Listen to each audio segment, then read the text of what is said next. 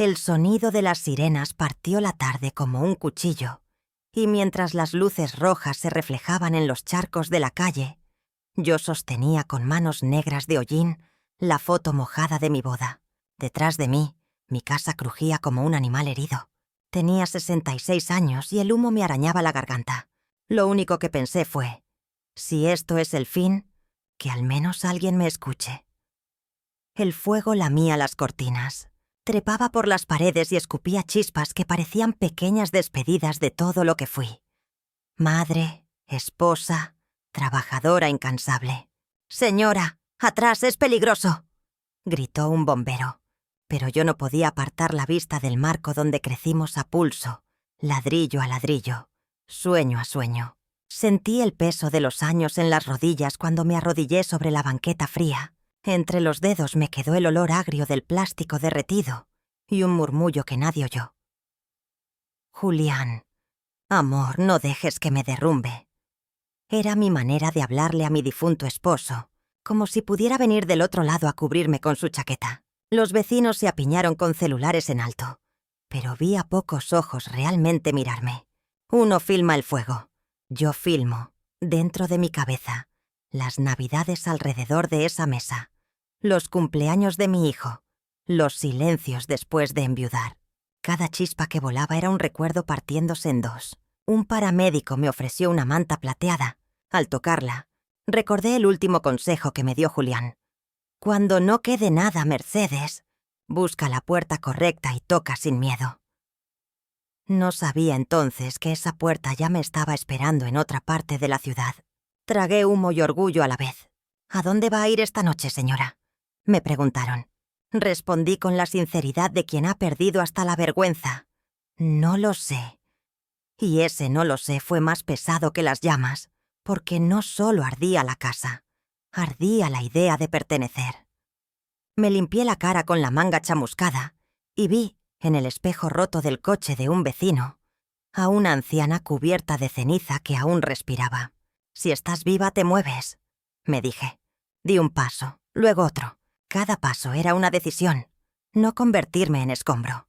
En medio del caos, marqué un número que no he olvidado en 40 años. No llamé todavía. Lo acaricié con la yema del dedo como quien reza un rosario.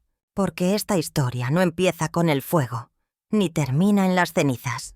Empieza cuando él abrió la puerta de su mansión y dijo 3 palabras. Cuando él abrió la puerta de su mansión, dijo 3 palabras. No se las diré aún. Merecen encontrarles el peso justo, el latido exacto. Pero les prometo algo. Esas palabras me devolvieron la edad que el incendio me robó en un solo día y me enseñaron que el hogar puede estar en una voz. Antes de seguir, te pido un favor de corazón. Escríbeme en los comentarios desde qué ciudad y a qué hora me estás viendo. Me ayuda a sentir que no estoy sola entre estas sirenas. Y suscríbete. Tu apoyo sostiene este canal y permite que historias como la mía lleguen donde hagan falta. Ahora sí, camina conmigo desde las cenizas hasta esa puerta, porque al otro lado me esperaba la vida diciendo, «Por fin regresaste». Me llamo Mercedes Álvarez. Tengo 66 años y hasta hace poco pensaba que lo peor ya había pasado. La viudez, la jubilación anticipada, los silencios de un hijo que se volvió extraño. Pero aquel miércoles me enseñó que la vida siempre guarda una prueba más para ponerte de rodillas antes de dejarte volver a levantarte. Nací y crecí en Puebla, en un barrio donde todos se conocían por nombre y nadie cerraba la puerta con llave. Allí me enamoré de Julián, el hombre que fue mi esposo durante 37 años. Juntos compramos un terreno y levantamos poco a poco la casa que las llamas devoraron. Cada ladrillo fue un esfuerzo compartido, cada pared, testigo de nuestros sueños. Esa casa no era una mansión ni tenía lujos, pero era nuestro reino. Teníamos el zaguán verde que Julián pintaba cada primavera, la cocina con el mantel floreado que yo lavaba a mano cada domingo, y el pasillo donde marcábamos con lápiz la altura de nuestro hijo Mateo cada año. Era una casa vivida, llena de risas, discusiones y reconciliaciones. Después de que Julián partió, la casa se volvió silenciosa, pero yo la cuidé con la misma devoción con que cuidé de él en sus últimos días. Barría cada mañana, regaba las bugambilias de la entrada y hablaba sola en la cocina para espantar la soledad. «Mientras tenga este techo, no estoy sola», solía repetirme. Ese miércoles parecía uno cualquiera. Puse la olla de café en la estufa, me acomodé el suéter de lana y abrí las ventanas para que entrara el aire fresco de la tarde. Fue entonces cuando percibí un olor extraño, como de plástico quemado. No le di importancia al principio. Pensé que quizá algún vecino estaba quemando basura. El detector de humo que Julián había instalado años atrás colgaba mudo en el pasillo.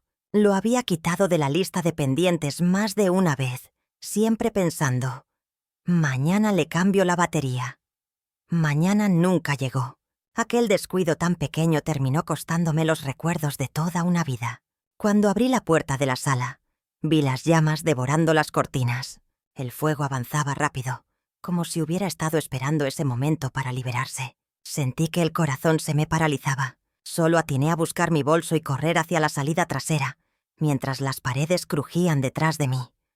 Los vecinos corrieron al escuchar mis gritos. Doña Teresa, mi vecina de toda la vida, fue la primera en sostenerme cuando caí de rodillas en la acera. Ella me cubrió con su chal y me susurró que respirara, que lo material se recupera. Pero mientras las llamas se tragaban la recámara donde dormí junto a Julián tantos años, yo sentía que también ardía la última parte de mí, que aún creía estar a salvo. Al amanecer, quedaban solo cenizas humeantes y paredes ennegrecidas. El perito del seguro hablaba de depreciaciones y deducibles mientras yo apenas escuchaba. ¿Cómo se calcula el precio de una vida? ¿Cómo se ajusta en una hoja de papel el valor de un retrato familiar? De los pasos de un niño en el pasillo, de las cartas de amor guardadas en un cajón. Esa mañana decidí que no me dejaría quebrar. A pesar de los hombros encorvados y las manos manchadas de humo, me puse en pie. Sabía que debía encontrar un lugar donde dormir, y la única persona a quien podía acudir era mi hijo. Sin saberlo, estaba a punto de vivir la segunda gran pérdida de mi vida, la de un hogar donde me sintiera bienvenida.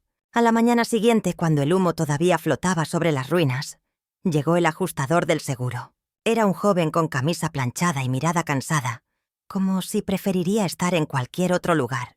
Caminó entre los escombros con su portapapeles y una cámara, tomando fotos, midiendo paredes que ya no existían. Cuando terminó se me acercó y soltó 2 palabras que me perforaron el pecho. Pérdida total. Habló de cifras, de depreciación, de deducibles, de pólizas que yo misma había firmado años atrás sin leer las letras pequeñas. Me dijo que, después de restar el deducible, quizás me darían 900.000 pesos, casi 1.000.000 de pesos. Pero en ese instante sonaba como si me ofreciera migajas por 42 años de vida. ¿Cuánto cuesta el olor a pan recién horneado de las mañanas con Julián? ¿Cuánto cuesta el sonido de Mateo dando sus primeros pasos en el pasillo? Caminé entre lo que había sido mi sala. Las tejas rotas crujían bajo mis zapatos nuevos, comprados de emergencia con el dinero que la Cruz Roja me entregó esa madrugada. Mi casa, mi refugio, se había convertido en un esqueleto humeante. En una esquina encontré la tetera de cobre que Julián me regaló en nuestro aniversario 20, ennegrecida pero entera. La guardé en mi bolso como quien rescata una reliquia de guerra. Los vecinos trataban de consolarme. Doña Teresa me llevó a su departamento y me ofreció un catre. Pero el lugar estaba lleno de sus nietos de vacaciones y apenas había espacio para caminar.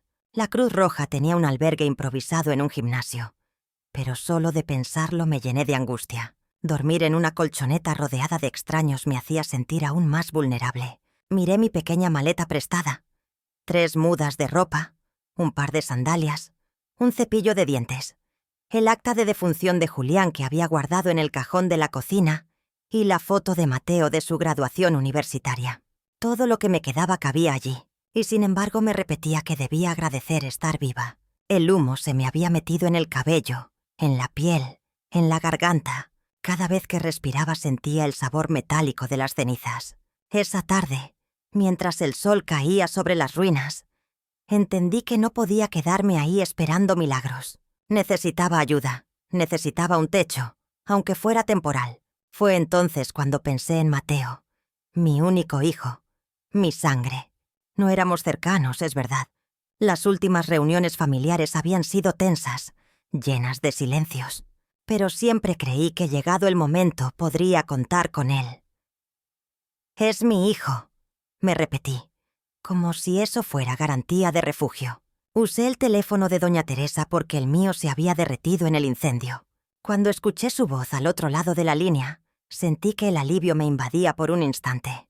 «Hijo, la casa se quemó. No me quedó nada. Necesito quedarme contigo mientras veo lo del seguro». Hubo un silencio largo, demasiado largo, antes de que respondiera. «Claro, mamá. Ven, lo resolveremos». Esa promesa me sostuvo durante la noche. Dormí en el sillón de doña Teresa con la manta que me habían dado los paramédicos. Soñé que Julián me sonreía desde la puerta de nuestra casa, diciéndome que todo iba a estar bien. Cuando desperté, supe que debía reunir el poco valor que me quedaba y viajar hasta Cholula. A la mañana siguiente tomé un taxi con mi maleta. El camino se me hizo eterno. Cada esquina, cada tienda, cada poste de luz me recordaba que estaba dejando atrás no solo una casa, sino una vida entera. Cuando por fin vi el vecindario de Mateo, con sus calles arboladas y casas impecables, sentí que estaba entrando en otro mundo. Y en el fondo de mi pecho algo me decía que lo que me esperaba allí dolería más que las llamas. El taxi se detuvo frente a la casa de Mateo. Era una construcción impecable de 2 pisos, con persianas blancas y un césped tan perfectamente cortado que parecía de revista. Me quedé sentada unos segundos, mirando mi reflejo en la ventanilla. El cabello aún impregnado de humo, las arrugas marcadas por la noche sin dormir y la pequeña maleta en mis rodillas, mi único equipaje. Respiré hondo y me dije: «Es temporal, Mercedes. Solo hasta que puedas levantarte». Reuní el valor, bajé del taxi y toqué la puerta. No alcancé a tocar por segunda vez cuando Mateo abrió, como si hubiera estado esperándome. Ver su rostro tan parecido al de su padre me arrancó un nudo en la garganta. Por un instante sentí que todo iba a estar bien. «Mamá», dijo, pero en su voz había algo distante, como una prudencia que no le conocía. Detrás de él apareció Jimena, su novia, impecable con sus jeans blancos y una blusa de seda. Su mirada recorrió mi ropa sencilla, mi maleta raída, y se detuvo en mis zapatos polvosos. «Mercedes, qué terrible lo de tu casa», dijo con una sonrisa que no llegó a sus ojos. Era la primera vez que me llamaba por mi nombre de pila, y eso me hizo sentir como una invitada en la vida de mi propio hijo. Crucé el umbral, y de inmediato sentí que estaba en un lugar que no me pertenecía. Todo en esa casa era brillante y ordenado. El mármol de la entrada, las paredes color marfil, los muebles blancos en los que parecía que nadie se sentaba nunca. Coloqué mi maleta junto a la pared y me senté en el borde del sofá como si temiera dejar huella. Mateo se sentó frente a mí, no a mi lado, y comenzó a hablar con un tono ensayado. «Mamá, necesitamos hablar del plan». Jimena se acomodó junto a él y puso su mano en su brazo.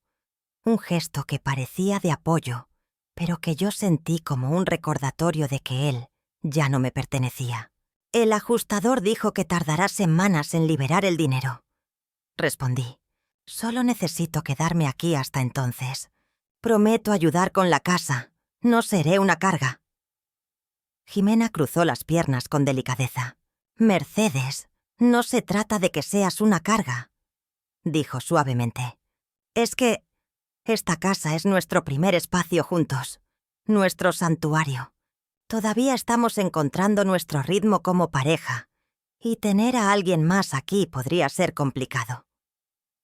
La palabra santuario me atravesó como un cuchillo. Mi casa había sido mi santuario y las llamas me lo habían arrebatado. Ahora mi propio hijo hablaba de privacidad, de espacio, como si yo fuera una intrusa. «Soy su madre», respondí, la voz más firme de lo que esperaba. Miré a Mateo, esperando que me defendiera, que dijera que yo tenía un lugar allí. Pero en lugar de eso, Mateo bajó la mirada y asintió. «Jimena tiene razón, mamá. Tal vez estarías más cómoda en un lugar donde puedas tener independencia». La palabra independencia sonó como destierro. Recordé cada noche en que trabajé horas extras para pagar su universidad, cada comida que me salté para que él pudiera tener zapatos nuevos. Me levanté despacio, sintiendo el crujido de mis rodillas, como si mi cuerpo entendiera antes que mi mente lo que estaba ocurriendo. «Entiendo», dije. «Me están echando». Mateo se apresuró a responder. «No te estamos echando, mamá. Solo pensamos que hay otras opciones». Pero las lágrimas ya me ardían en los ojos. Tomé mi maleta, ahora más pesada que nunca, y me dirigí a la puerta. «Opciones». «Claro», susurré. Antes de salir, me volví hacia ellos y añadí con la dignidad que aún me quedaba. «No se preocupen. Siempre hay un lugar donde una madre puede dormir, aunque no sea en casa de su hijo». Cerré la puerta despacio, dejando atrás no solo una casa, sino la certeza de que en ese hogar no había espacio para mí. Salí de la casa de Mateo con la maleta en la mano y la sensación de que me habían vaciado el pecho. El sol caía sobre las calles impecables del fraccionamiento, pero yo sentía frío. Caminé sin rumbo un par de cuadras antes de llamar a un taxi. Cuando subí, el chofer me miró por el retrovisor y no preguntó nada. Tal vez mi expresión ya lo decía todo. Le pedí que me dejara en el primer hotel económico que encontrara. Terminamos en un lugar de fachada gastada, con un letrero de neón parpadeando. Pagué la habitación con casi todo el dinero de emergencia que me había dado la Cruz Roja. Mientras el recepcionista me entregaba la llave, sentí que cada billete era un pedazo de dignidad que se me escapaba entre los dedos. La habitación era pequeña, con paredes manchadas y una cama dura cubierta con una colcha que olía a desinfectante barato. Me senté en el borde del colchón y miré mi maleta. Aquello era todo lo que me quedaba de mi antigua vida. Quise llorar, pero las lágrimas no salieron. Me quedé mirando el ventilador del techo, escuchando el zumbido constante que parecía burlarse de mi silencio. Cuando cayó la noche, el ruido de la calle se coló por la ventana mal sellada.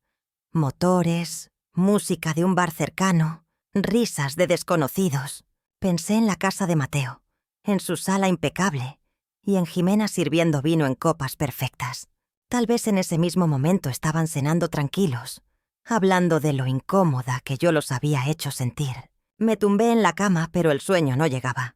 Cada vez que cerraba los ojos, veía el fuego devorando mi casa, las fotos familiares cayendo de las paredes, la voz de Mateo diciéndome que buscara otro lugar. Sentí que mi vida se había reducido a una maleta y a un par de recuerdos quemados que ya no me servían de consuelo. Fue entonces cuando mi mente volvió a aquel nombre que había guardado en un rincón durante décadas.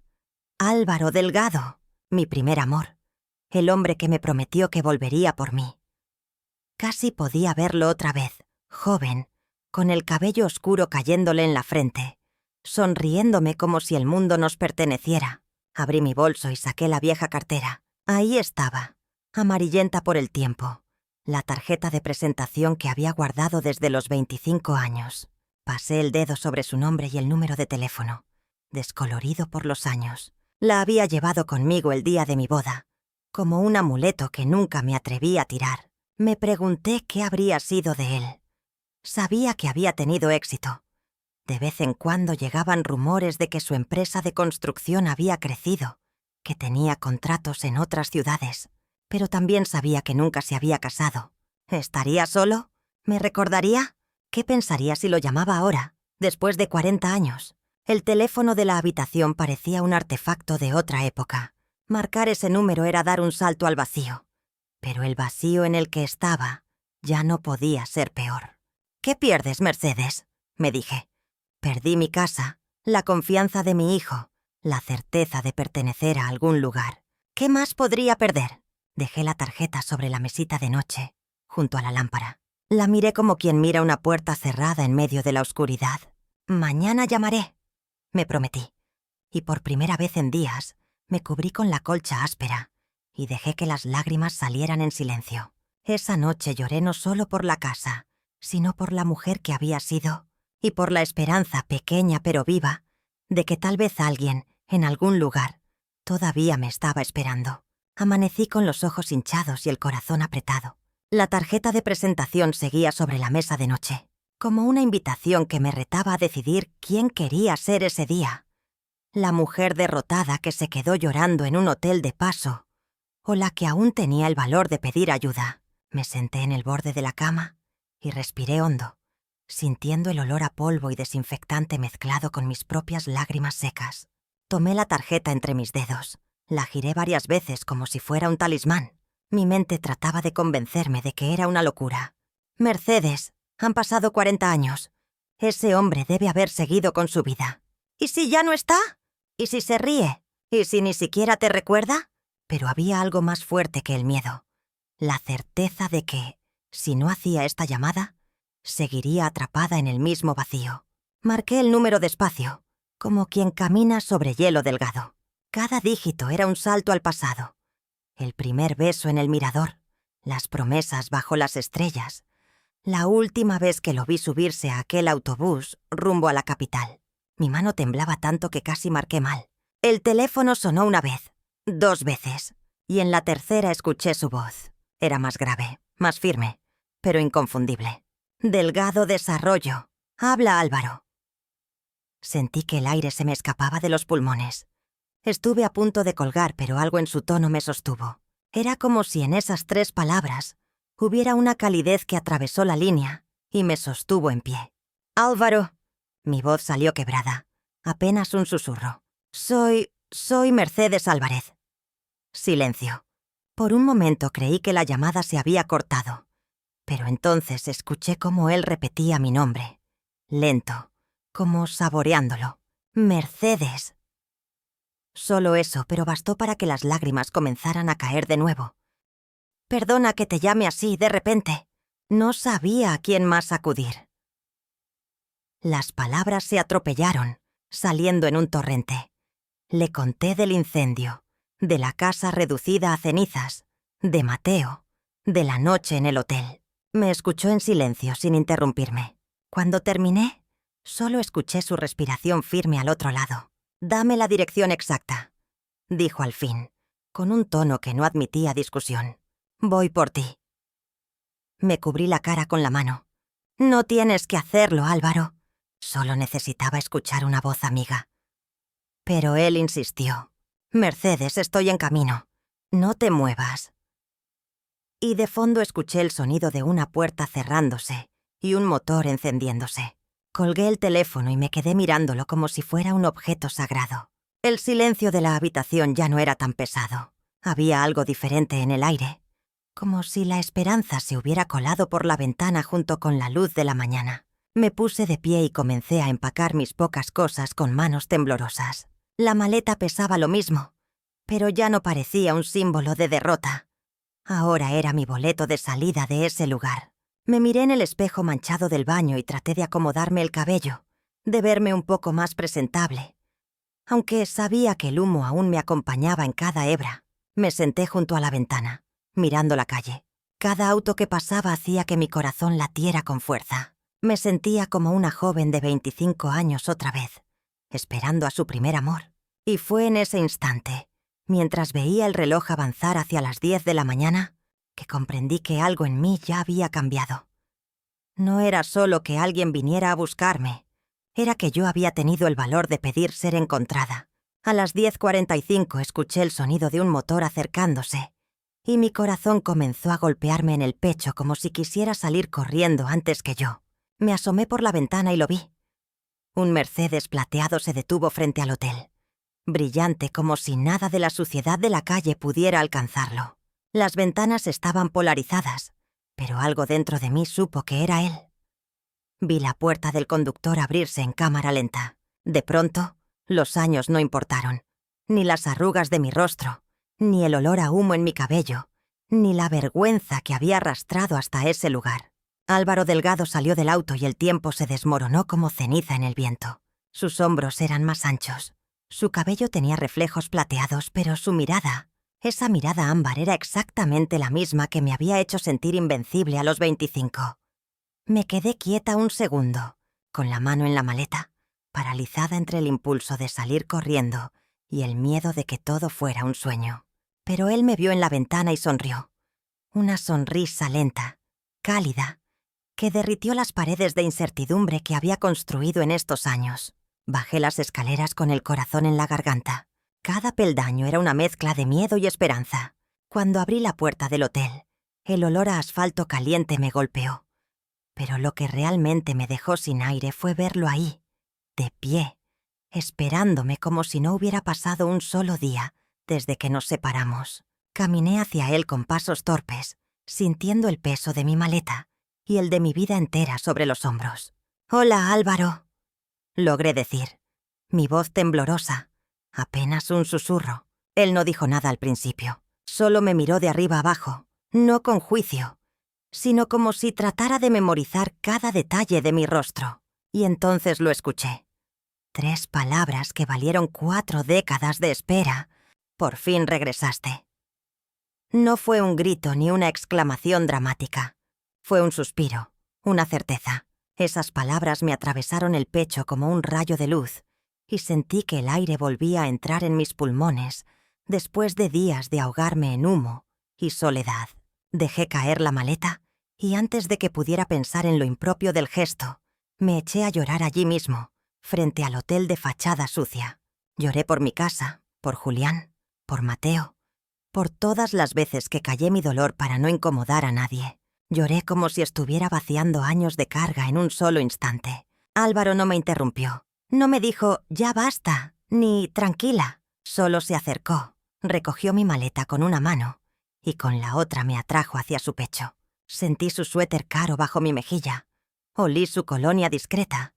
Y por un instante fue como si todo el ruido del mundo se hubiera apagado. «Lo siento», balbuceé entre sollozos. «No debía haberte llamado». Él acarició mi espalda con paciencia. «Debiste hacerlo hace años», respondió. Y esas palabras, tan simples, tan llenas de reproche tierno, me hicieron sonreír en medio de las lágrimas. Cuando me aparté para mirarlo, sentí que había recuperado algo más que un viejo amor. Había recuperado a la Mercedes que creía perdida. Él abrió la puerta del coche para mí, como si aquello no fuera un rescate improvisado, sino una escena cuidadosamente planeada para devolverme la vida. Subí al auto y supe que, al arrancar, no solo me estaba alejando de ese hotel, me estaba alejando de la versión rota de mí misma. El auto avanzó por calles que se volvían cada vez más verdes y tranquilas, hasta dejar atrás el ruido de la ciudad.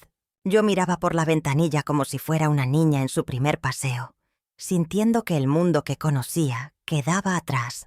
Mis manos estaban apretadas en mi regazo, pero por dentro algo empezaba a soltarse. La certeza de que iba hacia un lugar donde, al menos por un momento, nadie me pediría que me fuera. La entrada a la propiedad de Álvaro era larga y discreta, flanqueada por muros de piedra y árboles altos que formaban un túnel de sombra fresca. Al final la casa apareció como un suspiro. No era una mansión ostentosa de revista, sino una construcción elegante, de madera y piedra, con grandes ventanales que reflejaban el cielo de la mañana. Era el tipo de lugar que parecía haber sido construido para durar y para ser habitado, no solo exhibido. «Es hermosa», murmuré sin darme cuenta. Álvaro sonrió mientras estacionaba frente a la puerta principal. «La construí pensando que algún día tendría a alguien con quien compartirla», dijo en voz baja, casi para sí mismo. Esas palabras me calentaron el pecho más que cualquier manta. Bajé del coche con cierta timidez, como si estuviera entrando en territorio sagrado. La puerta de madera se abrió, y el olor a madera pulida y pan recién horneado me envolvió. De inmediato noté la diferencia con la casa de Mateo. Aquí había vida, movimiento, detalles que hablaban de alguien que realmente usaba cada espacio. El vestíbulo tenía un gran tapete tejido a mano y fotos enmarcadas en las paredes. No eran imágenes frías de catálogo. Había fotos de Álvaro con amigos, en viajes, en eventos, riendo de manera genuina. La sala tenía cojines desacomodados, libros abiertos en las mesas auxiliares y una manta doblada sobre el sillón, como si alguien hubiera estado leyendo ahí minutos antes. «Siéntete en casa», me dijo él, y esas 3 palabras me hicieron tragar saliva. Nadie me había dicho eso en días. Dejé la maleta en el suelo y acaricié el respaldo de uno de los sillones, sintiendo la textura suave de la tela. Aquí, por primera vez desde el incendio, no me sentía una intrusa. Caminamos hasta la cocina, amplia y luminosa, con una mesa de madera rústica que invitaba a sentarse. Había frutas frescas en un cuenco y un aroma delicioso a café recién hecho. Álvaro sirvió 2 tazas y me ofreció una. Al primer sorbo sentí que el nudo en mi garganta se aflojaba. «Puedes quedarte el tiempo que necesites», dijo con calma, como si fuera lo más natural del mundo. No habló de plazos, de incomodidades, ni de espacios personales. Solo me miró con esa seriedad suya que me hacía sentir que mis problemas eran importantes. Subimos a la planta alta y me mostró la habitación de huéspedes. Era más grande que mi antigua sala, con una cama amplia cubierta por un edredón blanco, ventanas que daban a un jardín lleno de bugambilias y un baño privado con una tina profunda. Puse mi mano sobre la sábana impecable y pensé, así debe sentirse volver a respirar. Cuando Álvaro se retiró para dejarme instalarme, cerré la puerta y me dejé caer sobre la cama.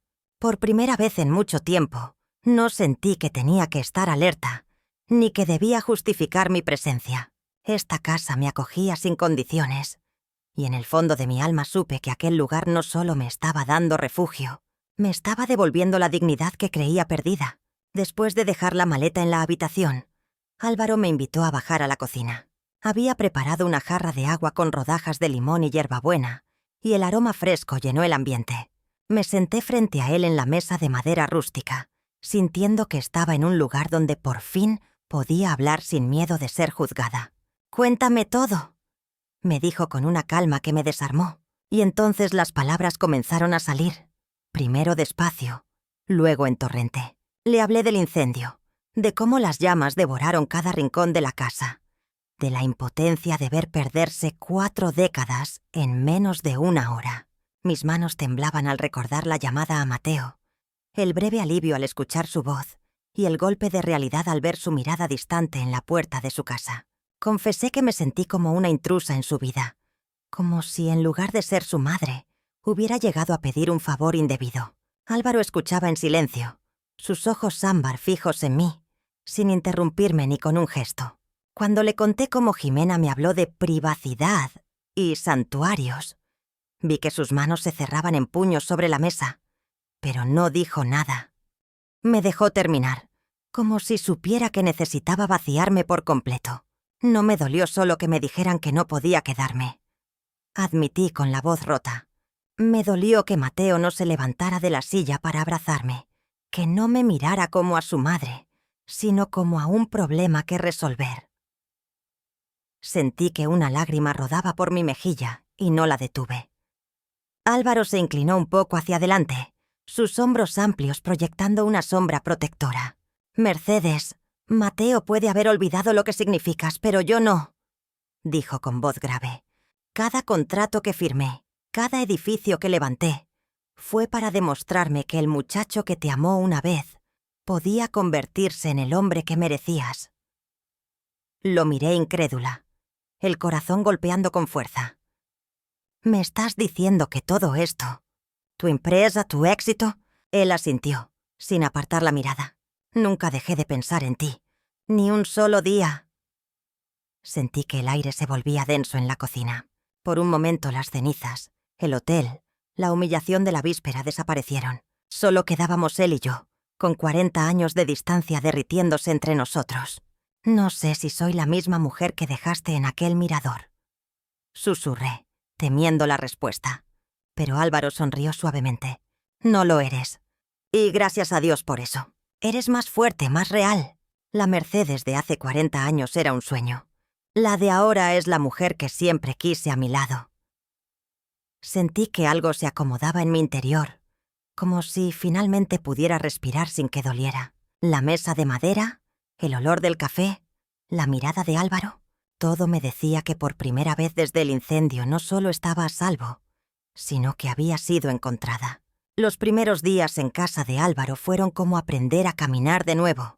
Me despertaba temprano, con el instinto de quien teme que la echen si ocupa demasiado espacio, pero cada mañana encontraba sobre la mesa del comedor una taza de café caliente y un pequeño gesto suyo.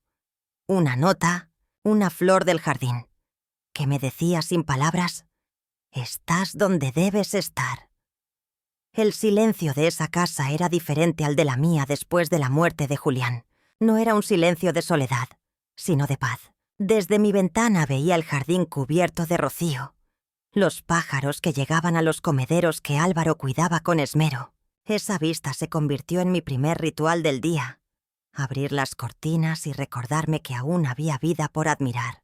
Poco a poco empecé a ocupar la cocina. Primero para preparar mi propio desayuno. Después para sorprender a Álvaro con algún platillo sencillo. Al principio me sentía torpe, pero él celebraba cada intento como si fuera un banquete. No sabes lo que es comer en casa después de años de cenas de trabajo, me decía, y yo sonreía, redescubriendo el placer de cocinar para alguien que lo agradecía. Álvaro me enseñó la casa como si fuera un museo personal. Me mostró la biblioteca donde guardaba libros de arquitectura, biografías de empresarios y algunos volúmenes de poesía que me sorprendió encontrar. Mi madre amaba a Benedetti, confesó, y yo sentí un lazo invisible que nos unía en ese instante. Comenzamos a dar caminatas al atardecer por el sendero que rodeaba su propiedad. Caminábamos en silencio la mayor parte del tiempo, pero de vez en cuando él me señalaba un árbol que había plantado con sus propias manos o me contaba alguna anécdota de su empresa. Descubrí que Álvaro no era solo un hombre exitoso. Era alguien que había aprendido a construir también para sí mismo. En las noches nos encontrábamos en la sala, él con un libro o un informe de trabajo, yo tejiendo o simplemente mirando el fuego de la chimenea. Era una rutina sencilla, pero llena de un tipo de compañía que había olvidado que necesitaba. Me sentía parte de algo, aunque nadie lo hubiera dicho en voz alta. Una tarde, mientras doblaba la ropa recién lavada en la habitación de huéspedes, me di cuenta de que estaba tarareando. Fue tan natural que me quedé quieta, sorprendida. Hacía años que no tarareaba nada. La música había salido de mi vida con las primeras facturas del hospital de Julián. Ese pequeño acto me hizo sentir que un pedazo de mí estaba volviendo. Álvaro parecía notarlo también. «Se te ve diferente», me dijo una noche mientras cenábamos. «Más ligera». Y era cierto. Aunque las cenizas de mi casa aún me dolían, la carga ya no era tan insoportable. Sentía que había recuperado algo de la Mercedes que había sido antes de todas las pérdidas. Una mañana me animé a salir de compras sola al mercado local. Compré flores para el comedor y una vela perfumada que puse en el baño de visitas. No lo hice para impresionar a Álvaro, sino porque quería que esa casa oliera un poco a mí. Cuando él llegó y notó el detalle, sonrió y dijo: «Ahora sí se siente como hogar». Esa noche, mientras me acostaba, entendí que la casa de Álvaro no solo me estaba dando techo, me estaba enseñando a sentirme viva otra vez. Cada rincón se volvía un recordatorio de que todavía podía pertenecer, que aún podía florecer, incluso después de haberlo perdido todo. Y en silencio, con el corazón latiendo despacio, agradecí por esa segunda oportunidad. Era una tarde tranquila cuando sonó mi teléfono. Estaba en la cocina preparando un guiso de lentejas, tarareando una canción vieja, cuando vi el nombre de Mateo en la pantalla. Mi corazón dio un salto, y por un momento consideré dejar que sonara, hasta irse al buzón de voz. Pero algo dentro de mí me dijo que ya no era la misma mujer que salió llorando de su casa. Contesté. «Mamá», comenzó él, con un tono que sonaba cuidadosamente controlado, como si midiera cada palabra. «He estado intentando localizarte. ¿Dónde estás? El hotel me dijo que ya no te hospedas ahí». Pude escuchar el trasfondo de incomodidad en su voz. No era preocupación pura. Era curiosidad mezclada con un toque de incomodidad. «Estoy bien, Mateo», respondí con calma. Miré alrededor de la cocina luminosa, las flores frescas sobre la mesa y las sillas de madera que parecían esperarme cada mañana. «Me estoy quedando con un amigo». Hubo una pausa del otro lado de la línea, tan larga que casi pude escuchar cómo su mente procesaba cada palabra.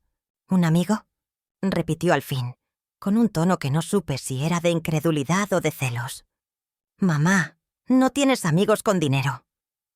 Esa frase me dolió un poco, porque era cierta. Después de la muerte de Julián, dejé que la mayoría de mis amistades se apagaran, demasiado cansada y demasiado orgullosa para pedir compañía. «La vida da sorpresas», respondí con voz firme. No te preocupes, estoy a salvo. Escuché cómo respiraba hondo antes de hablar de nuevo. Jimena y yo hemos estado pensando. Creemos que fuimos demasiado duros. Tal vez puedas quedarte en nuestra habitación de huéspedes un tiempo, solo hasta que te estabilices. La oferta que me habría parecido un salvavidas hace unas semanas, ahora me sonaba hueca. Miré por la ventana y vi a Álvaro en el jardín, arrodillado mientras acomodaba las orquídeas en su invernadero. La paz que me transmitía esa escena me hizo comprender que ya no estaba desesperada. «Te agradezco, hijo, de verdad», respondí despacio. «Pero ya estoy establecida aquí. Estoy bien». «Mamá, no sabes nada de esa persona», insistió Mateo. «No es seguro». Sus palabras me sonaron a excusa, no a cuidado real. «Sé lo suficiente», dije, y esta vez mi voz no tembló. «Sé que nunca me ha hecho sentir como una carga. Sé que me escucha, que aprecia mi compañía y que me recuerda todos los días que sigo siendo valiosa». Del otro lado de la línea hubo un silencio espeso. Por un momento pensé que iba a colgar, pero entonces su voz sonó más baja, casi infantil. «No sabía que te había hecho sentir así». Aquellas palabras me tocaron, pero no me hicieron retroceder. Había pasado toda mi vida suavizando las verdades para que él no se sintiera culpable. Era momento de dejar que las escuchara. «Mateo, te amo», le dije con suavidad. «Pero lo que pasó en tu casa me enseñó algo. Ya no puedo mendigar un lugar en la vida de nadie. Si algún día quieres venir a verme, las puertas estarán abiertas. Pero no voy a volver a un lugar donde se me hace sentir que estoy de más». Colgué la llamada con un nudo en la garganta, pero también con una extraña sensación de paz. No había gritos, no había drama, solo límites claros. Por primera vez en mi vida, miré de nuevo a Álvaro en el jardín y sentí que mi decisión estaba tomada. Estaba eligiendo quedarme en la vida que estaba reconstruyendo, aunque eso significara que mi hijo tuviera que extrañarme para aprender mi valor. Esa noche, después de la llamada con Mateo, bajé al jardín y encontré a Álvaro regando las orquídeas con esa paciencia suya que me daba tanta calma. Me acerqué despacio, como si no quisiera romper el hechizo del atardecer. «¿Todo bien?», preguntó él, sin dejar de mirarme a los ojos. Y por primera vez en mucho tiempo pude responder con sinceridad. «Sí, ahora sí estoy bien». Nos sentamos en la banca de hierro forjado junto al invernadero. La luz dorada de la tarde bañaba su rostro y lo hacía parecer el hombre que conocí hace 4 décadas. «Mateo me llamó», le conté. Álvaro no dijo nada, solo me tomó la mano. «Quiere que vuelva, pero no voy a ir, no esta vez». Mi voz salió firme, no como desafío, sino como declaración de libertad. Álvaro apretó suavemente mi mano. «Te admiro», dijo. «No por lo que has pasado, sino por cómo sigues de pie. Y si me permites decirlo, mereces algo más que simplemente sobrevivir». Lo miré, sin entender del todo a dónde iba. Entonces él respiró hondo, como si llevara tiempo guardando esas palabras. «Mercedes, yo construí esta casa pensando que algún día estaría llena de risas, de gente, de vida. Pero nunca encontré con quién compartirla. Ahora creo que ya no necesito buscar». Mi corazón empezó a latir más rápido. Él se puso de pie y me tendió la mano. «No estoy hablando de lástima ni de un simple refugio. Estoy hablando de futuro. Quédate, no solo como huésped. Quédate para que hagamos de esta casa un hogar para los dos». Me quedé en silencio, procesando lo que acababa de escuchar. No era una propuesta apresurada, sino una invitación a reconstruirme, a creer que aún podía haber amor después de tantas pérdidas. «Álvaro, tengo miedo», confesé. «He vivido tanto tiempo para otros que no sé si sé vivir para mí». Él sonrió con esa calma que me desarma. «Entonces aprende conmigo. No tienes que tener todas las respuestas hoy. Solo di que sí al primer paso». Y ahí, bajo el cielo que se iba tiñendo de violeta, le respondí con un hilo de voz. «Sí, quiero quedarme». Los días siguientes fueron una mezcla de nervios y emoción. Decidimos organizar una pequeña ceremonia en el jardín trasero, sin ostentaciones, solo para nosotros, y 2 testigos: Carmen, el ama de llaves, y Eduardo, socio y mejor amigo de Álvaro.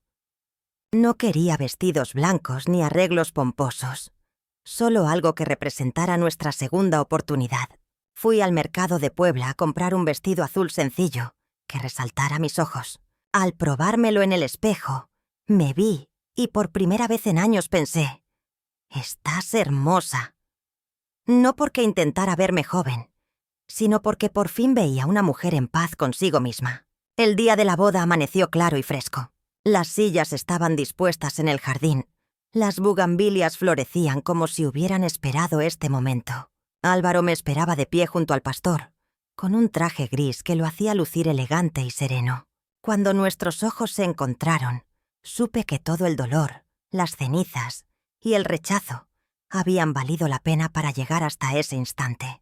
La mañana después de la boda, desperté con el sonido de los pájaros y el aroma del café que Álvaro había preparado. Abrí los ojos y por un momento no supe dónde estaba. Luego vi la luz filtrarse por las cortinas del cuarto que ahora era nuestro. Y sonreí. No era un sueño, era mi nueva realidad. Durante las semanas siguientes, descubrí que podía construir algo más que una vida cómoda. Podía construir un propósito. Empecé a investigar asociaciones que apoyaban a víctimas de incendios en Puebla. Fui a charlas, conocí mujeres que habían perdido todo como yo, y me ofrecí como voluntaria para ayudarlas a iniciar trámites de seguro, a buscar refugios dignos y a no rendirse cuando el mundo parecía arder a su alrededor. Álvaro me apoyó en todo momento. Incluso donó materiales para reconstruir viviendas en comunidades cercanas. «Lo que tú viviste puede evitar que otras lo sufran solas», me decía. Y yo sentía que cada reunión, cada llamada, era como reconstruir una parte de mí que había quedado en cenizas. Una tarde Mateo me llamó de nuevo. Esta vez su voz sonaba más humilde. «Mamá, ¿puedo pasar a visitarte?» Dudé unos segundos, pero acepté. Cuando llegó se quedó de pie en el jardín, sorprendido de verme tan serena. «Pensé que estarías enojada», dijo. «Estuve enojada», le respondí. «Pero ahora estoy en paz, y eso es mucho mejor». Le mostré el invernadero de Álvaro, y le hablé de los proyectos de ayuda en los que estaba colaborando. Vi en sus ojos algo que no había visto en mucho tiempo. Respeto. No el respeto por obligación de un hijo hacia su madre, sino el respeto genuino hacia una mujer que había decidido volver a levantarse. «Quiero que nos veamos más seguido», me dijo, y por primera vez sentí que era una invitación sincera, no una obligación. Acepté con una condición. «Solo si es en paz, hijo. Sin culpas, sin prisas. Aquí se viene a compartir, no a juzgar». Él asintió y me abrazó. Un abrazo que se sintió diferente, más honesto. Las semanas se convirtieron en meses, y poco a poco la relación con Mateo se fue sanando. No volví a su casa. No era necesario. Ahora teníamos un terreno neutral. Esta casa que había dejado de ser solo de Álvaro para convertirse en nuestro hogar. Una mañana, mientras tomábamos café en el porche, Álvaro me entregó un sobre. Dentro había documentos que me nombraban copropietaria de la casa. «No quiero que vuelvas a sentir que no tienes dónde ir», dijo con esa seriedad suya que no admitía discusión. Lloré de alegría, no por la casa en sí, sino porque alguien me estaba diciendo: «Eres parte de esto». En las reuniones de la asociación, las mujeres me escuchaban con atención. Algunas lloraban cuando les contaba mi historia. «Usted nos da esperanza, doña Mercedes», me decían. Y yo sonreía porque entendía que esa era la mejor reparación de todas. Convertir mi dolor en luz para alguien más. Cada día que pasaba era una prueba de que la tragedia no había sido el final, sino el inicio de un nuevo capítulo. Ya no era la mujer que salió de la casa de Mateo con una maleta y el alma rota. Era alguien que había encontrado su voz, su espacio y su valor. Y lo más importante, ahora podía enseñarle a los demás que incluso después del fuego más devastador, siempre es posible volver a florecer. Ha pasado un año desde aquella noche en que vi mi casa convertirse en cenizas. Hoy me desperté en una habitación luminosa, con las cortinas bailando con la brisa y el sonido de Álvaro preparando café en la cocina. Cada mañana que abro los ojos, agradezco por la segunda oportunidad que la vida me regaló. Caminé hasta el jardín y me detuve frente a las bugambilias. Ahora están más altas y frondosas que nunca. Tal vez porque, igual que yo, encontraron un terreno nuevo donde echar raíces. Me incliné para oler las flores y sentí cómo el aire fresco llenaba mis pulmones, sin el peso del humo ni de las lágrimas de aquel día. Álvaro salió al porche con 2 tazas de café. Me miró con esa sonrisa suya que dice más que 1000 palabras y me ofreció una. Nos sentamos juntos en silencio, mirando el amanecer.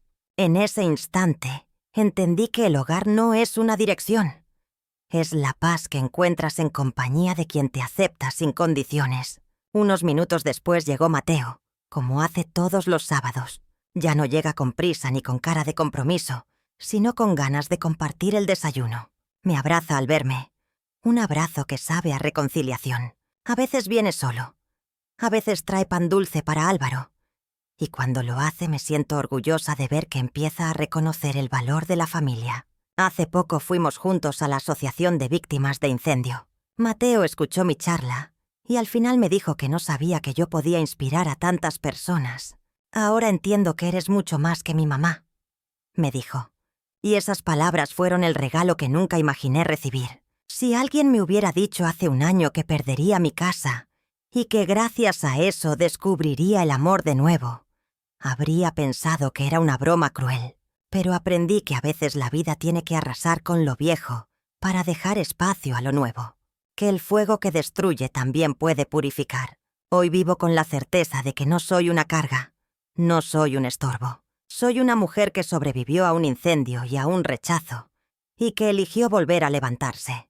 Soy alguien que aprendió que la dignidad no se ruega, se ejerce.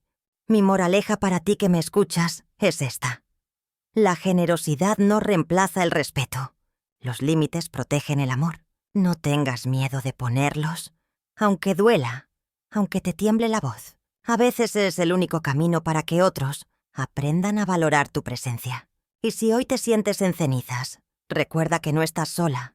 Puede que tu Álvaro esté ahí afuera, esperando la llamada que le devuelva el sentido a sus propias batallas. Nunca es tarde para abrir una nueva puerta, para construir un nuevo comienzo. Antes de despedirme, quiero pedirte algo. Escribe en los comentarios desde qué ciudad y a qué hora me estás viendo. Me encantará leerte y saber hasta dónde llegó esta historia. Y suscríbete al canal, porque tu apoyo mantiene viva esta comunidad donde cada historia tiene un final que merece ser contado. Comparte este video con alguien que necesite esperanza, porque a veces lo único que falta para volver a levantarse es escuchar que alguien, en algún lugar, ya lo logró.